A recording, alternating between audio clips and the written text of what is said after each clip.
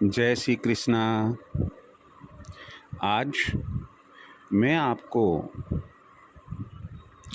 जप के प्रकार अर्थात मंत्र का जप कितने प्रकार से हम कर सकते हैं और कौन सा जप सर्वोत्तम माना जाता है, इसकी जानकारी दूंगा। हम अपने घरों पर सुबह, शाम, दोपहर संध्याएं करते हैं। कुछ लोग 2 संध्या करते हैं और कुछ लोग 3 संध्या करते हैं। मैं आपको एक विशेष जानकारी ये देना चाहूँगा कि माँ गायत्री का वास प्रातः संध्या में पूरब की ओर, मध्याह्न में उत्तर की ओर और संध्या समय माँ गायत्री का वास पश्चिम की ओर माना गया है। यही कारण है कि हमें सुबह मंत्रोच्चारण और मंत्र का जप पूरबमुखी होकर करना चाहिए। जो लोग मध्याह्न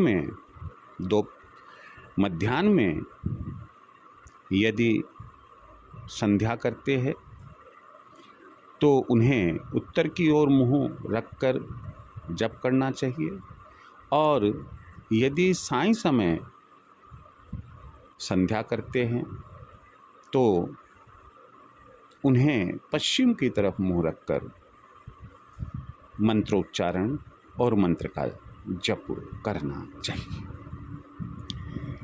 हम अपने इष्ट का जप करते हैं, अर्थात अपने इष्ट से संबंधित जो मंत्र होता है हम उसका जप करते हैं। प्रश्न उत्पन्न यह होता है कि शास्त्रों में मंत्र जप के संबंध में क्या उल्लेख किया गया है। कहीं इनकी अवस्थाओं के बारे में हमें बताया गया है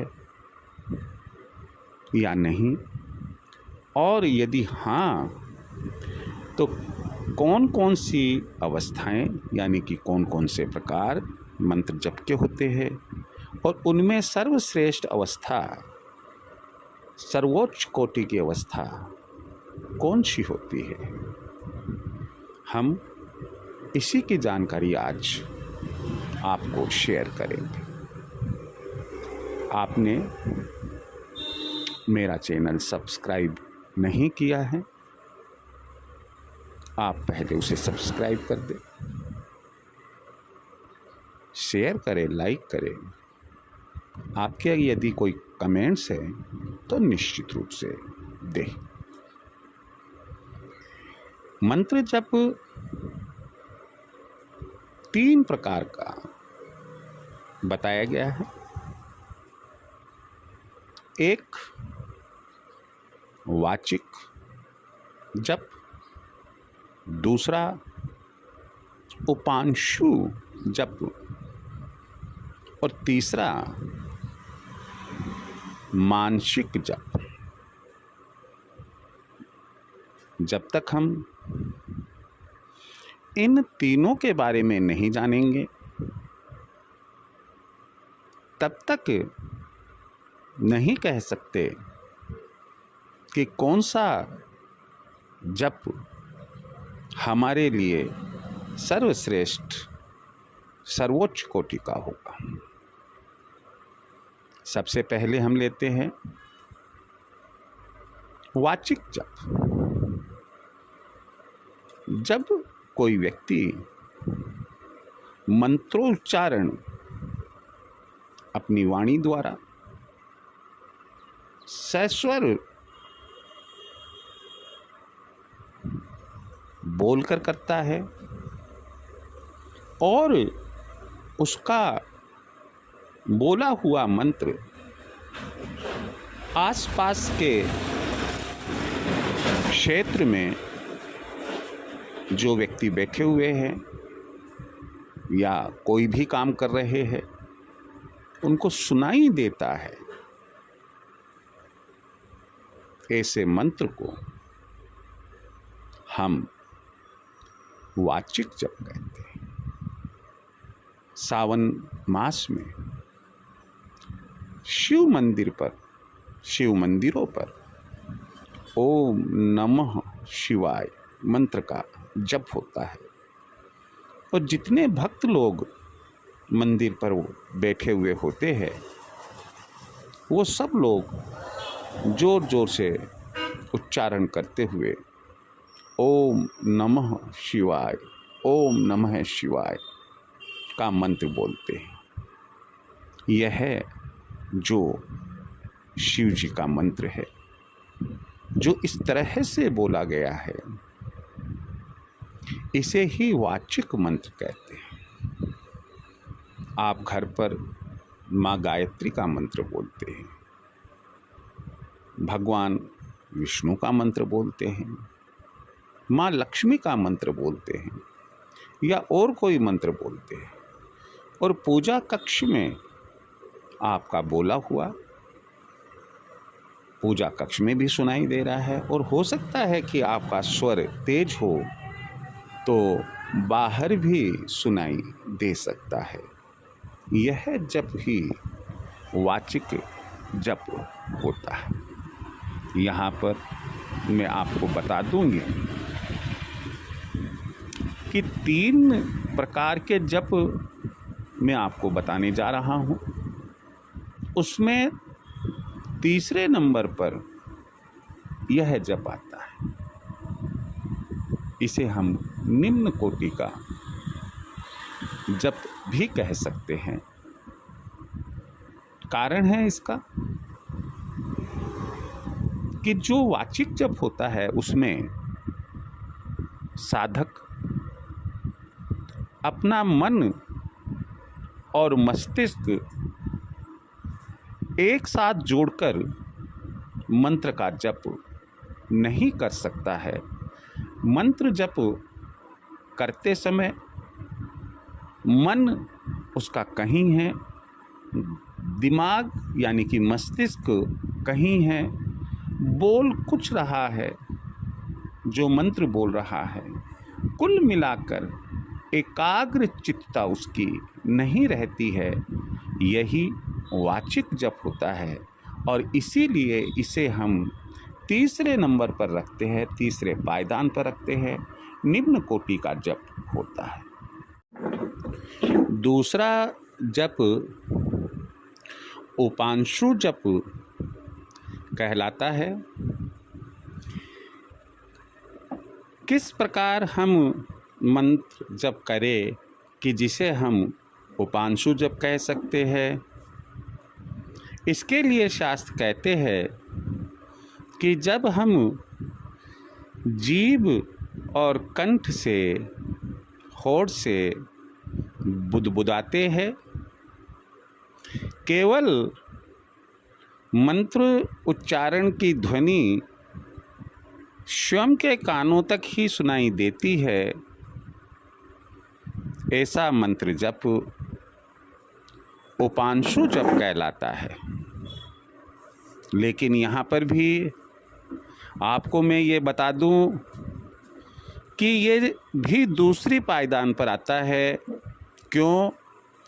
क्योंकि साधक इसमें भी अपने मन और मस्तिष्क को स्थिर नहीं कर पाता है, एक नहीं बना पाता है। तीसरा जो जप आता है वो है मानसिक जप। जब साधक यानी कि मंत्र जप करने वाला केवल अपने मन और मस्तिष्क से पूरा एकाग्र होकर मंत्र का जप करता है, जब उसका सूक्ष्म शरीर, उसकी अंतर आत्मा मंत्र का उच्चारण करती है, मंत्र बोलती है, जिसमें ना जीभ का कोई काम होता है, ना ओष्ठ का कोई काम होता है। स्वयं को केवल भीतर से ऊर्जावान होकर वह जब स्वयं को भीतर ही भीतर सुनाई देता है, स्वयं के कानों को भी बाहर से ध्वनि के रूप में सुनाई नहीं देता है और ना ही सराउंडिंग एरिया में किसी को वह सुनाई देता है। ऐसा जप मानसिक जप कहलाता है। मैं यहाँ आपसे कहना चाहूँगा कि मानसिक जप सर्वोच्च कोटि का जप होता है, जिसमें साधक अगर अपना मन लगा लेता है तो उसे यह ख्याल भी नहीं रहता है कि उसने कितना जप और कितने समय तक के लिए वह जप कर चुका है। उसे अपना स्वयं का भी ख्याल नहीं रहता है। इसे हम मानसिक जप कहते हैं। आप के मन में यह भावना उत्पन्न हो रही होगी अभी कि हम जो मंत्र जप करते हैं वह मानसिक जप की स्टेज पर कब आएगा। ध्यान रहे, सबसे पहले तो हम जिस मंत्र को साधना चाहते हैं, जो हमारे गुरु का बताया हुआ मंत्र है, हमारे इष्ट देवता का मंत्र है, हमारे इष्ट देवता का मंत्र है, हम उस मंत्र को सबसे पहले वाचिक मंत्र के रूप में, उसके बाद उपांशु मंत्र के रूप में और तीसरी अवस्था में मानसिक मंत्र के रूप में हम जप करें। और मानसिक मंत्र के रूप में जप तक की जो अवस्था बनती है, इसमें हो सकता है कि आपको काफ़ी समय लग जाए, 1 साल लग जाए, 2 साल लग जाए, 6 महीने लग जाए। लेकिन यदि वास्तव में आप मानसिक जप तक अपने आप को पहुंचाना चाहते हैं तो आप इसका प्रयास अभी से शुरू करें।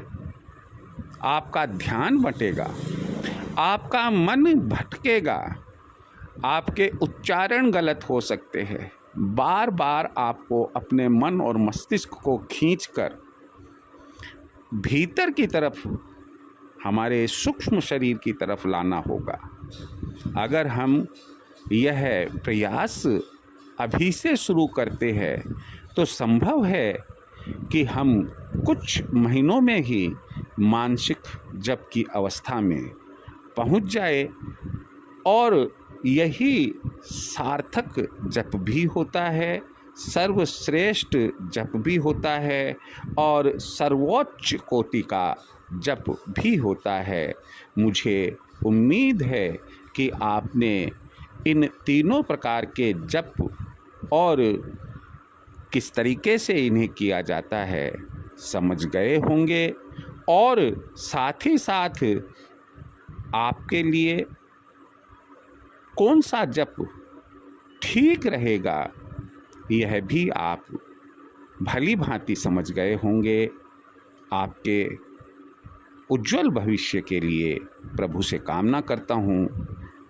जय श्री कृष्ण।